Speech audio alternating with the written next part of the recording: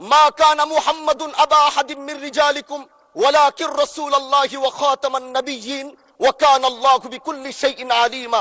আপনি জানেন নবীর পরে আল্লাহ নবী হচ্ছে আমার ইমানের অংশ, আমার ইমানের পার্ট।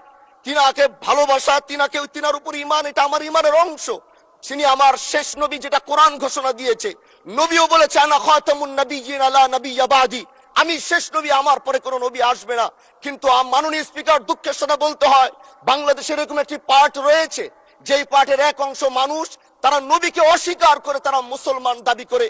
এবং এই বিষয়ে অনেকের ধারণা আছে, তারা জানে এই আন্দোলন করতে গিয়ে অনেক মুসলমানকে রাস্তায় শহীদ হতে হয়েছে, আন্দোলন করতে হয়েছে।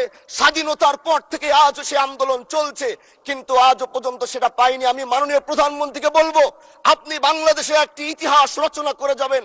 আপনার মাধ্যমে যদি এটা স্বীকৃতি পায়, যারা নবীকে অস্বীকার করে তারা কোনোদিন মুসলমান থাকতে পারে না।